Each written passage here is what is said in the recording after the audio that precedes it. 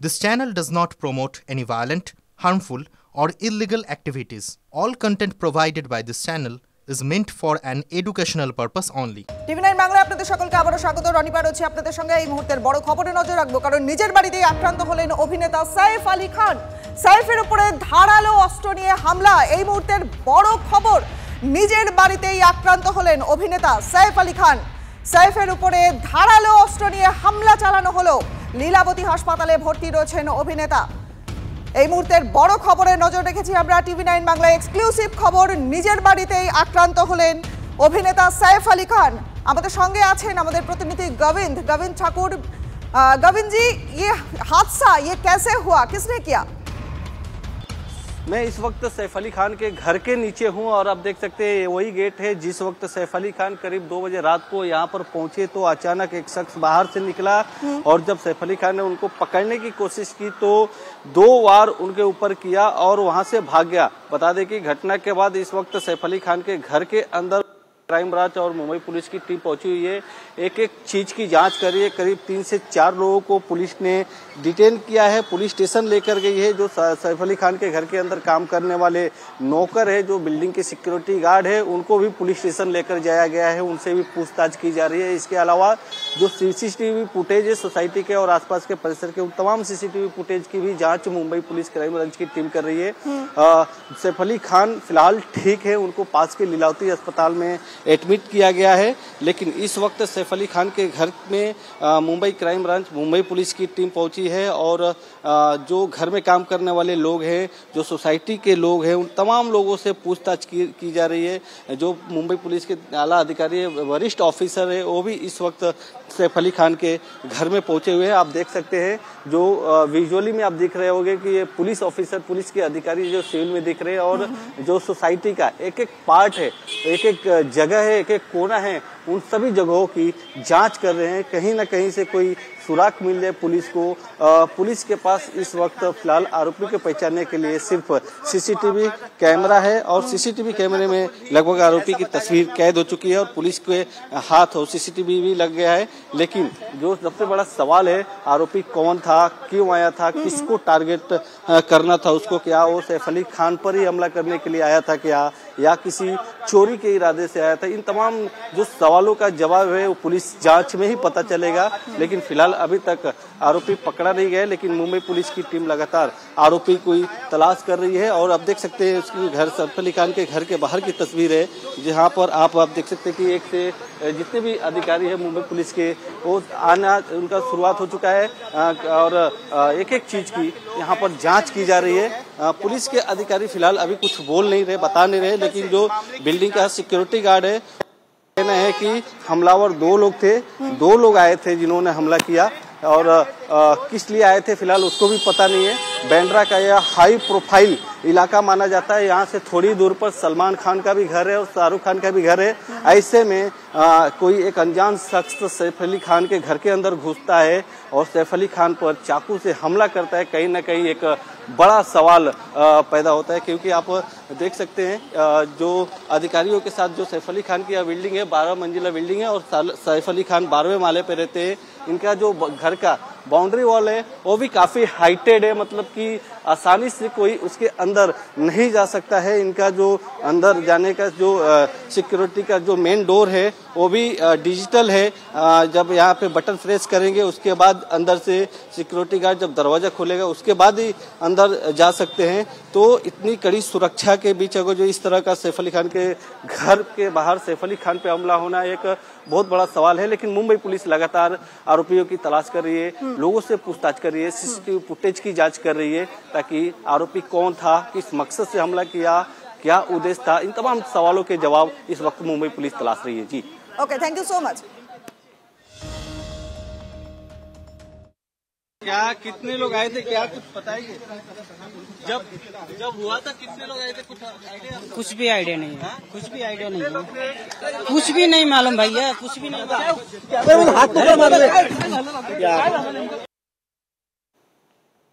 Prison van থেকে নেমেই ফিল্মি কায়দায় 2 জন পুলিশ কর্মীকে গুলি। গোটা রাত পেরিয়ে গেছে কিন্তু এখনো পর্যন্ত অধরা খুনের আসামি সাজ্জাক। কোথা থেকে আগ্নেয়াস্ত্র পেল এই সাজ্জাক? কোর্ট লকআপে নাকি প্রিজন ভ্যানে ওঠার সময় নামার সময় কেউ আগ্নেয়াস্ত্র দিয়ে দিল সাজ্জাককে? এই প্রশ্নগুলো উঠছেই। সরাসরি আমাদের সহকর্মী রূপকের কাছে চলে যাব, যে রূপক, তদন্তকারী অফিসার তারা এই মুহূর্তে কি বলছেন? দেখো, তদন্তকারীদের তদন্তে কিন্তু যেমন তথ্য উঠে আসছে তা কিন্তু যথেষ্টই চমকে দেওয়ার মতো। তদন্তকারীরা যেমনটা মনে করছেন যে এই অপারেশন চালানোর পরে সেই অভিযুক্ত গা ঢাকা দিয়ে থাকতে পারে ভিন রাজ্যে কিংবা পার্শ্ববর্তী নেপালে, অথবা সে গা ঢাকা দিতে পারে বাংলাদেশেও। সেই কারণে কিন্তু রাতভর কিন্তু বাংলাদেশ সীমান্তে অতন্দ্র প্রহরা দিয়েছে বিএসএফ এর সঙ্গে পুলিশও, নাকা চেকিং চলেছে। পাশাপাশি বিহারকেও অ্যালার্ট করা হয়েছে, যেমনটা কিন্তু আইজি নর্থ বেঙ্গল তিনি জানিয়েছিলেন। পাশাপাশি এই রায়গঞ্জ সংশোধনাগার, সেখান থেকে কিন্তু তাকে নিয়ে যাওয়া হয়েছিল। তার সঙ্গে কানেকশন বহিরাগতদের কিভাবে ঘটেছিল, বা তাকে কেউ আগ্নেয়াস্ত্র দিয়েছিল কিনা, সেটা কি ইসলামপুর কোর্টে কিনা বা প্রিজন ভ্যানে তোলার সময় কিনা, এই সমস্ত নানা প্রশ্ন কিন্তু উঠে আসছে তদন্তকারীদের সূত্রে। তবে তদন্তকারীরা কিন্তু কোনো রকম ফাঁক রাখতে নারাজ। তারা কিন্তু রাতভর যেমন তল্লাশি চালিয়েছেন, তারা এখনও জানাচ্ছেন যে পুলিশ কিন্তু তদন্ত চালিয়ে যাচ্ছে। সিসিটিভি ক্যামেরা, বিশেষত ইসলামপুর কোর্ট চত্বরের যে সিসিটিভি ফুটেজ রয়েছে, সেগুলো কিন্তু পুঙ্খানুপুঙ্খভাবে খতিয়ে দেখা হচ্ছে। পাশাপাশি যেই স্থানে ঘটনা তার থেকে 50 মিটার দূরেই কিন্তু দুটো সিসি ক্যামেরা রয়েছে। সেখানে কিন্তু সেই অভিযুক্তকে একটা সিসি ক্যামেরায় দেখা গেছে বলেই কিন্তু পুলিশের তদন্তকারীদের একাংশ বলছেন। তারপরে তার গতিবিধি কোন দিকে গিয়েছে, কোন দিকে রয়েছে, কোন দিকে সে গেছে, সমস্তটাই কিন্তু এখন পুলিশ তদন্ত করছে। তাকে ধরার আপ্রাণ চেষ্টা করছে পুলিশ। কিন্তু সবচাইতে বড় বিষয়, এই ধরনের ঘটনা ঘটানোর পরে এই এত বড় একটা আসামি, যার পেছনে মার্ডার কেসের মতো মামলা রয়েছে, তাকে যখন পুলিশ নিয়ে যাচ্ছিল, তাকে কেন বিশেষ নিরাপত্তা দেওয়া হয়নি, নিরাপত্তায় কোনো ফাঁকফোকর ছিল কিনা, সেই সমস্ত নানা প্রশ্ন কিন্তু উঠছে পুলিশের সামনে। কার্যত বলতে গেলে গতকালই কিন্তু গোয়ালপুকুরের বিধায়ক তথা রাজ্যের মন্ত্রী গোলাম রব্বানী তিনি বলেছিলেন, মার্ডার কেসের আসামি ছোটোখাটো আসামি নয়। তাহলে সেই ছোটোখাটো আসামি যখন নয়, তাকে প্রিজন ভ্যানে তোলা বা তাকে নিয়ে যাওয়ার সময় বাড়তি নিরাপত্তার ব্যবস্থা কেন ছিল না? যদি থাকে, সেই ক্ষেত্রে কেন সিকিউরিটি সিস্টেমটা ফেল করলো? সেই সমস্ত নানা প্রশ্ন কিন্তু পুলিশের সামনে, একেবারে অনেকগুলো প্রশ্ন সামনে উঠে আসে। তদন্তকারীরা তারা তদন্ত করছেন, নজর থাকবে। অনেক ধন্যবাদ রূপক তোমায়। অ্যাক্সিডেন্ট হয়েছে, একটা আন্ডার ট্রায়াল প্রিজনার, আমরা বাকি তদন্ত করে দেখছি। ওখানে ছিল গাড়ির মধ্যে মানে চিল্লাচ্ছে কি যে গুলি মারলো। হ্যাঁ, তারপর বাইরে দেখলাম কি যে অফিসে দুইটাকে গুলি মারছে, তো পরে আছে, আমি তাকে উঠাইছি। তারপর উঠাই পাঠালেন? উঠাই অ্যাম্বুলেন্সে পাঠাই দিয়েছি। কারা গুলি মারলো কিছু দেখলেন? কিছু দেখিনি। পুলিশকে ফায়ারিং করে পালিয়ে গেছে। বললাম একদম ইনজুর্ড হয়েছে, দুজন ইনজুর্ডকে এখন ইসলামপুর হসপিটাল থেকে রেফার করা হলো। কতজন আসামি ছিল গাড়িতে জানা গেছে? না, জানা যায়নি। এবার রিভলভারটা কোথা থেকে পেলো সেটা জানা গেছে? সেটাও জানা যায়। কে গুলিটা কে চালালো তাহলে? যে পালাইছে সেই চালালো, আসামি চালালো। ওর কাছে রিভলভারটা কোথা থেকে আসলো? নিশ্চয়ই রিভলভারটা কোথা থেকে আসছে, ওখানে গাড়ির মধ্যে কোনো না কোনো কারণে কোথা থেকে আসছে হয়তো। ঠিক ঘটনা নয়, খারাপ ঘটনা। কেন হলো, কি হলো, পুলিশ প্রশাসন পুরোদস্তুর তদন্ত শুরু করে দিয়েছে। প্রশাসন পুরোটা নজর রাখছে এবং বিস্তারিত কি কেন এরম প্রথমেই প্রাথমিক কোনো কথার উপর তো কোনো মন্তব্য হয় না। তাছাড়া এর সঙ্গে রাজনীতির কোনো সম্পর্ক আছে বলে এই মুহূর্তে সেরকম কোনো খবরও আসেনি। এটা যেটা ঘটেছে একটা অপরাধজনিত ঘটনা, সেটা পুলিশ দেখছে। পরের খবরে নজর রাখবো। দেখুন, মুখ্যমন্ত্রী তিনি নিষেধ করেছিলেন, তিনি সতর্ক করেছিলেন, কিন্তু থোড়াই কেয়ার। আবাসের দ্বিতীয় কিস্তির টাকা পেতে হুমকি দিয়ে কাটমানি নেওয়ার অভিযোগ উঠছে। উন্নয়ন ফির নামে 1000 টাকা নেওয়ার অভিযোগ তৃণমূল পরিচালিত মেমারির 1 নম্বর ব্লকের দুর্গাপুর পঞ্চায়েতের বিরুদ্ধে। ঠিক কি ঘটনা ঘটেছে জানবো। আমাদের সহকর্মী মনতোষ এই মুহূর্তে রয়েছেন আমাদের সঙ্গে। মনতোষ, মুখ্যমন্ত্রী বারবার নিষেধাজ্ঞা জারি করেছেন, কিন্তু তা সত্ত্বেও কানে তুলছেন না তৃণমূল কর্মীরা। একদমই তাই। দেখো, এই অভিযোগ এবং শুধু তৃণমূল কর্মীরাই নয়, পঞ্চায়েতের যারা উপপ্রধান রয়েছে বা পঞ্চায়েত সদস্য রয়েছে তাদের বিরুদ্ধেও মূলত অভিযোগ যে তারা 1000 টাকা করে চাইছেন এবং সেই টাকা পঞ্চায়েতের ওন ফান্ডে নেওয়া হচ্ছে, অর্থাৎ পঞ্চায়েতের উন্নয়নে লাগানো হবে এমনটাই জানানো হচ্ছে। এবং সে 1000 টাকা না দিলে পরবর্তী কিস্তির টাকা ঢুকবে না। এবং এইভাবেই ভয় দেখানো হচ্ছে যারা আবাসে যারা বাড়ি পেয়েছেন তাদেরকে বলা হচ্ছে, এবং তারা বাধ্য হচ্ছেন সেই টাকা দিয়ে পঞ্চায়েতে দিয়ে আসছে। এবং পঞ্চায়েতে একটা রসিদও দেওয়া হচ্ছে, 1000 টাকা রসিদ দেওয়া হচ্ছে এবং সেই রসিদ তারা সংগ্রহ করছেন পঞ্চায়েত থেকে। অর্থাৎ খাতায় কলমে টাকা নেওয়া হচ্ছে। কিন্তু যখন বিষয়টি নিয়ে আমরা জানতে চাই পঞ্চায়েতে, তখন কিন্তু তারা 1000 টাকার বিষয়টি স্বীকার করলেও তারা যে আবাসের জন্য 1000 টাকা নিচ্ছেন এমনটা কিন্তু তারা স্বীকার করছেন না। তারা যেটা জানাচ্ছেন যে পঞ্চায়েতের ডোনেশন দেওয়া হচ্ছে এই টাকা, এবং ডোনেশনের টাকা পঞ্চায়েতের ওন ফান্ড এবং পঞ্চায়েতের বিভিন্ন খাতে উন্নয়ন খাতে খরচ করা হবে। কিন্তু প্রশ্ন এখানে উঠছে যে 1000 টাকা যারা গরিব মানুষ আবাসের বাড়ি পেয়েছেন, তারা গরিব বলে আবাসের বাড়ি পেয়েছেন, তাদের কাছ থেকে কেন 1000 টাকা নেওয়া হবে প্রশ্ন কিন্তু উঠছে। এবং এই ঘটনা ইতিমধ্যেই বর্তমানে জেলা শাসক বেসাদি চাউল হতেই তিনি তদন্তের নির্দেশ দিয়েছেন। একেবারে অনেক ধন্যবাদ তোমায় মনোতোষ। সরকারি ঘর আবার কিছু পারমিশন লাগবে, তো বলছে কি পারমিশন না হলে ঘর হবে না। পারমিশনটা কিসের? পঞ্চায়েত থেকে পারমিশন আনতে হবে তোমাদের। পারমিশন মানে পারমিশনের জন্য টাকা দিতে হবে? হ্যাঁ। কত টাকা? 1000 টাকা করে। আপনি পারমিশন নিলেন নাকি? হ্যাঁ, এই কাগজটা দিল, বলছে যে এই ঘর যাদের যাদের ঘর এসেছে তাদের 1000 টাকা করে জমা না দিলে এই সেকেন্ড ব্যাংকের টাকা অফ থাকবে। যাদের বাংলা বাড়ি তাদের কাছে 1000 টাকা নেওয়া হয়েছে, এই অভিযোগটা যেটা আসছে এটা মিথ্যা পুরো। আমরা কোনো বাংলা বাড়ি প্রকল্পে যারা ঘর পেয়েছেন তাদের কাছ থেকে কোনো টাকা পয়সা নিইনি। কোনোভাবেই যারা বাংলা বাড়ি ঘরের প্রকল্পে ঘর পেয়েছে তাদের কাছ থেকে এর জন্য নিইনি পয়সা।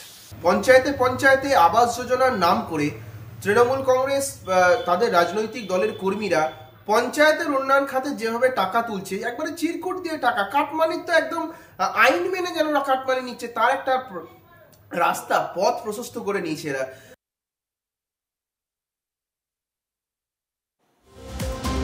বিজেপি, আরএসএস এবং ভারতীয় রাষ্ট্রের বিরুদ্ধে লড়াই। লোকসভার বিরোধী দলনেতা রাহুল গান্ধীর মন্তব্য ঘিরে তোলপাড় রাজনীতিতে। বিজেপি এবং আরএসএস দেশের সব প্রতিষ্ঠানকে দখল করছে। আক্রমণে রাহুল গান্ধী, পাল্টা বিরোধী দলনেতাকে নিশানা বিজেপি। দেশবাসী জানে রাহুল রাষ্ট্রের বিরুদ্ধে লড়ছেন, তা স্পষ্ট করার জন্য সাধুবাদ। পাল্টা আক্রমণে জেপি নাড্ডা। রাষ্ট্রীয় স্মৃতি কমপ্লেক্সে মনমোহন সিং এর স্মৃতিসৌধের জন্য জমি চিহ্নিত করল কেন্দ্র। প্রাক্তন রাষ্ট্রপতি প্রণব মুখোপাধ্যায়ের সৌধের পাশেই তৈরি হবে প্রাক্তন প্রধানমন্ত্রীর স্মৃতিসৌধ। মনমোহন সিং এর পরিবারকে জায়গাটি পরিদর্শনের আবেদন কেন্দ্রীয় সরকারের। 1.7 কোটি টাকার স্থাবর সম্পত্তির মালিক দিল্লির প্রাক্তন মুখ্যমন্ত্রী অরবিন্দ কেজরিওয়াল। তার বিরুদ্ধে 14টি ফৌজদারি মামলা রয়েছে উল্লেখ নির্বাচনী হলফনামায়।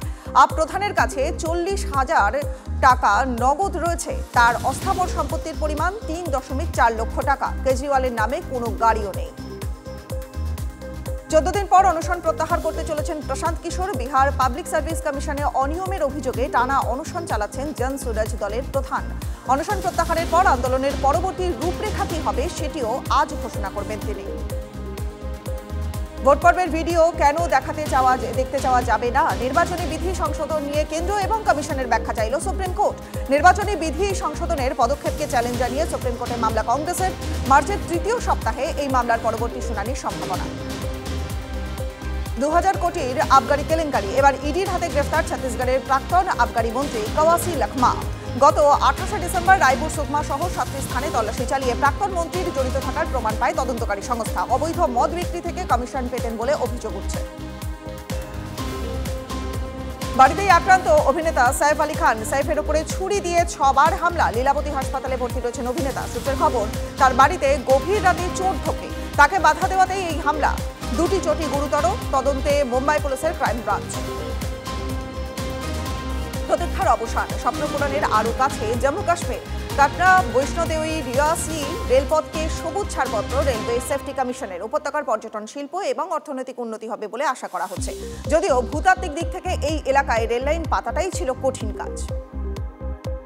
এবার আকাশে ভারতের শক্তি প্রদর্শন। আসছে অ্যারো ইন্ডিয়া 2025। উন্নত মানের যুদ্ধ বিমান থেকে শুরু করে মানবহীন ড্রোন, বিভিন্ন ক্ষেত্রে দেশীয় প্রযুক্তিকে তুলে ধরা হবে বিশ্বের সামনে। 10 থেকে 14 ফেব্রুয়ারি 4 দিন ধরে বেঙ্গালুরুর আকাশে চলবে বিমান প্রদর্শনী। বিভিন্ন দেশের প্রতিরক্ষা মন্ত্রীদের যোগ দেওয়ার কথা।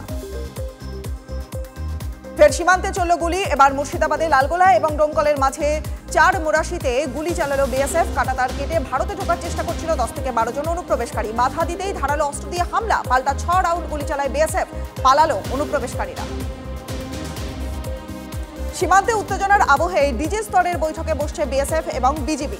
আজ থেকে শুরু হচ্ছে দুদেশের সীমান্তরক্ষী বাহিনীর উচ্চ পর্যায়ের বৈঠক। দ্বিপাক্ষিক আলোচনা উঠতেই কাঁটাতার এবং অনুপ্রবেশের মতো জ্বলন্ত ইস্যু। হাসিনা বাংলাদেশ ছাড়বার পর এই প্রথম মুখোমুখি বিএসএফ এবং বিজিবি। সাত সকালে কলকাতা এবং হাওড়ায় ইডির হানা 6,000 কোটি টাকার ব্যাংক প্রতারণার অভিযোগে তল্লাশি। শিবপুরে ব্যবসায়ী দীপক জৈনের বাড়িতে ইডির তল্লাশি। বেহালাতেও অভিযান ইডির। জুনিয়র চিকিৎসকদের আন্দোলনের অন্যতম মুখ আশফাকুল্লাহ নাইয়াকে শোকজ রাজ্য মেডিকেল কাউন্সিলের। অভিযোগ যে পিজিটি হয়েও ইএনটি সার্জন পরিচয়ে চেম্বার করছেন আশফাকুল্লাহ। তার কাছে 7 দিনের মধ্যে জবাব তলব রাজ্য মেডিকেল কাউন্সিলের। স্যালাইন কাণ্ডের জেরে স্বাস্থ্য ভবনের সচিব বদল। নবান্নের নির্দেশে বদলি ওষুধ এবং সরঞ্জাম বিভাগের সচিব। স্যালাইন কাণ্ডে সরিয়ে দেওয়া হলো সিনিয়র স্পেশাল সেক্রেটারি চৈতালি চক্রবর্তীকে। তার জায়গায় আনা হলো শুভাঞ্জন দাসকে। বুধবারই স্বাস্থ্য ভবনে অভিযানে গিয়ে বিরোধী দলনেতা শুভেন্দু অধিকারী দেখা করেছিলেন চৈতালি চক্রবর্তীর সঙ্গে। গলফ গ্রিনে মহিলাকে খুনের ঘটনায় গ্রেফতার ভাইপো। টাকা দিতে অস্বীকার করায় বোনকে খুন। পুলিশের কাছে জেরায় শিকার ধৃত মোহাম্মদ সাবিরের। গলফ গ্রিন থানার পিছনে একটি বাড়ি থেকে উদ্ধার হয় মহিলার গলা কাটা দেহ। সমুদ্রের ঢেউয়ের তোড়ে ভাঙল কংক্রিটের বাঁধ। বিশাখাপত্তনমের আরকে বিচে ভূমিক্ষয়ের জেরে কংক্রিটের বাঁধ 200 মিটারের বেশি অংশ ক্ষতিগ্রস্ত হয়েছে। বেশ কিছু জায়গায় ধরেছে ফাটল। লখনৌয়ে প্রথম এইচএমপিভি আক্রান্ত মহিলার মৃত্যু ঘটল 10ই জানুয়ারি। ওই মহিলার রিপোর্ট নেগেটিভ আসে। হৃদরোগ, যকৃতের মতন যকৃত সমস্যা সহ একাধিক অসুখে ভুগছিলেন তিনি। ভর্তি ছিলেন বলরামপুর হাসপাতালে। বিশ্বের মতো উষ্ণতার রেকর্ড ভাঙল দেশেও। বিশ্বের উষ্ণতম বছরের তকমা পেয়েছিল 2024। 2024 সালে ভারতেও উষ্ণতম বছর ছিল। 2016 সালে উষ্ণতার রেকর্ড ভাঙল দেশ। রিপোর্ট দিয়ে জানালো নয়াদিল্লির মৌসুম ভবন। অক্টোবর থেকে ডিসেম্বরে উষ্ণায়ন সবচেয়ে বেশি। আরও একটা মৌসুম আল নাসেরেই থাকছেন ক্রিস্টিয়ানো রোনাল্ডো। যে অঙ্কে নতুন চুক্তি সই করেছেন জানলে চোখ কপালে উঠবে। আগামী মৌসুমে 1,892 কোটি টাকা পাবেন তিনি। আর এতেই শেষ নয়, আল নাসের ক্লাবের আংশিক মালিকানাও পাচ্ছেন তিনি। সৌদি ক্লাবে 5% শেয়ার থাকবে রোনাল্ডোর। ভেন্যু নিয়ে টানাপোড়েন ছিল। এবার ক্যাপ্টেনকে নিয়ে চ্যাম্পিয়ন্স ট্রফির উদ্বোধনে 16 এবং 17 ফেব্রুয়ারি। বাকি 7টা দেশের ক্যাপ্টেন থাকবেন সেখানে, কিন্তু রোহিত শর্মা কি যাবেন? বোর্ড না বলে দিয়েছে ভারতের ক্যাপ্টেনকে। যতই বর্ণাঢ্য উদ্বোধন অনুষ্ঠান থাকুক, ভারতের কোনো প্রতিনিধিত্ব থাকবে না ওয়াঘার ওপারে। পিসিবি তাও আশা করছে যে রোহিতকে দেখা যাবে উদ্বোধন অনুষ্ঠানে। চ্যাম্পিয়ন্স ট্রফিতে আদেও খেলতে পারবেন? বুমরাকে নিয়ে জটিলতা বাড়ছে। বুমরা চোট প্রবণ, ইদানিং বারবার চোটে পড়ছেন। বছরখানেক আগে পিঠে অস্ত্রোপচার করতে হয়েছিল, আবার পিঠে চোট পেয়েছেন তিনি। তাকে বাড়িতে পূর্ণ বিশ্রাম নিতে পরামর্শ দেওয়া হয়েছে, যা চিন্তায় ফেলে দিয়েছে নির্বাচক। আয়ারল্যান্ডের বিরুদ্ধে দুরন্ত সেঞ্চুরি। স্মৃতি মান্ধানার মেয়েদের ওডিআইতে ভারতীয় হিসেবে সবচেয়ে দ্রুততম সেঞ্চুরির মালিক এবার তিনি। 3 ম্যাচের ওডিআই সিরিজের শেষ ম্যাচে 70 বলে সেঞ্চুরি করেন স্মৃতি। তিনি ভেঙেছেন গত বছর আয়ারল্যান্ডের বিরুদ্ধে 87 বলে ওডিআইতে সেঞ্চুরি করা হরমনপ্রীত কৌরের রেকর্ড। স্যালাইন কাণ্ডের জেরে স্বাস্থ্য ভবনে এবার সচিবকে বদল করা হলো। নবান্নের নির্দেশে বদলি ওষুধ এবং সরঞ্জাম বিভাগের সচিব। স্যালাইন কাণ্ডে সরিয়ে দেওয়া হলো সিনিয়র স্পেশাল সেক্রেটারি চৈতালি চক্রবর্তীকে। তার জায়গায় আনা হলো শুভাঞ্জন দাসকে। বুধবার স্বাস্থ্য ভবন অভিযানে গিয়ে বিরোধী দলনেতা শুভেন্দু অধিকারী দেখা করেছিলেন চৈতালি চক্রবর্তীর সঙ্গে। স্যালাইন কাণ্ডে অভিষেক বন্দ্যোপাধ্যায় এমন কথা বলেছেন জানিয়ে বিতর্ক এবার তুঙ্গে। বিষয় মেদিনীপুরের প্রসূতি মৃত্যু। অভিষেকের মুখে ফাঁসানোর তদন্ত, জটায়ু তদন্ত। কাকে বা কাদের নিশানা করলেন অভিষেক বন্দ্যোপাধ্যায়? মেদিনীপুর মেডিকেলে এক প্রসূতির মৃত্যু। 3 প্রসূতি এখনো সংকটে। ফলতায় সেবাশ্রয় কর্মসূচিতে গিয়ে এই প্রথম এই বিতর্ক নিয়ে মুখ খুললেন তৃণমূলের সর্বভারতীয় সাধারণ সম্পাদক অভিষেক বন্দ্যোপাধ্যায়। তদন্ত কমিটি গঠন করা হয়েছে এবং তদন্ত চলছে। যদি কারোর গাফিলতি এখানে পাওয়া যায় তার বিরুদ্ধে কঠোর থেকে কঠোরতম ব্যবস্থা নেওয়া হবে। কঠোর ব্যবস্থার কথা বলেই অভিষেক এমন কথা বলেছেন জানিয়ে বিতর্ক তুঙ্গে। আপনারা এটা দেখেছেন যে বিরোধী রাজনৈতিক দলের কাউকে ফাঁসাতে হবে। আমি সিবিআই এর অফিস থেকে বেরিয়ে একদিন বলেছিলাম যে জটায়ুর তদন্ত আগে থেকে ঠিক করে না, এই লোকটাকে ফাঁসাতে হবে, তারপর তদন্ত প্রক্রিয়া শুরু হবে। ফাঁসানোর তদন্ত, জটায়ুর তদন্ত, কাকে নিশানা অভিষেকের? বিরোধীদের নাকি রাজ্য সরকারকে, নাকি নিজের দলের কাউকেই? সোমবার রাজ্যের তৈরি করে দেওয়া তদন্ত কমিটির সদস্য সৌমিত্র ঘোষ মন্তব্য করেন, ঘটনাটা তো একটা বিশেষ জায়গায় একটা বিশেষ রাত্রের মধ্যেই ঘটেছে, সেখানে কোনো হিউম্যান ফ্যাক্টর আছে কিনা সেটাও কিন্তু আমাদের খতিয়ে দেখার কথা বলা হয়েছে। খতিয়ে দেখার কথা বলা হয়েছে, এ যেন অর্ডার। সৌমিত্র ঘোষের এই বিতর্কিত মন্তব্যকেও ছাপিয়ে গিয়েছেন তৃণমূলের নেতা কুণাল ঘোষ। সরাসরি পিজিটিদের দিকে আঙুল তুলে দিয়েছেন তিনি। ওই হাসপাতালের কোনো গুরুত্বপূর্ণ পদাধিকারী আরজি করার সময় নানা ধরনের বিক্ষোভ, বিদ্রোহ, নানা ধরনের সরকার বিরোধী কাজে জড়িত ছিলেন কিনা, একটা জায়গায় একটা কুৎসা করে যে চক্রান্ত সাকসেসফুল হয়নি, সরকারকে মেলাইন করার জন্য কেউ কোনো চক্রান্ত করছেন কিনা সেগুলো তদন্তের মধ্যে নিশ্চিতভাবে কাঁচা হাতে কাজ হয়েছে, সিনিয়ররা ছিলেন না। রাজ্যের তদন্ত কমিটির তদন্ত রিপোর্ট এখনো সামনে আসেনি। সিআইডি সবে তদন্ত শুরু করেছে। তার আগেই কুণাল ঘোষ তদন্ত রিপোর্ট দিয়ে দিলেন। কিভাবে সম্ভব? ঘটনাচক্রে মেদিনীপুর মেডিকেল পিজিটিদের ওটিতে ঢোকায় নিষিদ্ধ করে দিয়েছে। তাই কি অভিষেক বললেন? আপনারা এটা দেখেছেন যে বিরোধী রাজনৈতিক দলের কাউকে ফাঁসাতে হবে। আমি সিবিআই এর অফিস থেকে বেরিয়ে একদিন বলেছিলাম যে জটায়ুর তদন্ত আগে থেকে ঠিক করে না, এই লোকটাকে ফাঁসাতে হবে, তারপর তদন্ত প্রক্রিয়া শুরু হবে। অভিষেকের মন্তব্য নিয়ে খোঁচা দিতে ছাড়ছে না বিরোধী শিবির। ফাঁসাচ্ছেন তো, জানেন না অভিষেক ব্যানার্জি আপনার দলের যে স্পোক্স পারসন, তিনি বলছেন যে জুনিয়র ডাক্তারদের জন্য নাকি এটা হয়েছে। তো জুনিয়র ডাক্তাররা কি মানা করেছিল আপনাদের যখন 13ই ডিসেম্বর কর্ণাটক গভর্নমেন্ট ব্যান করেছিল এই পশ্চিমবঙ্গ ফার্মাসিউটিক্যালকে? আপনারা অ্যাকশন নেননি কেন? আর আপনারা তাদের কাছ থেকে কাটমানি খান, সবাই জানে এটা। অভিষেক বন্দ্যোপাধ্যায় যেটাই বলছেন সেটা আমার ক্ষেত্রে প্রযোজ্য নয়, এবং অভিষেক বন্দ্যোপাধ্যায় আমাকে কিছু ইঙ্গিত করে বলেছেন বলে আমি একদম মনে করি না। স্যালাইন তদন্ত কি আদৌ লাইনে রয়েছে? প্রশ্ন তুলছেন বিরোধীরা। Bureau report, TV9 Bangla.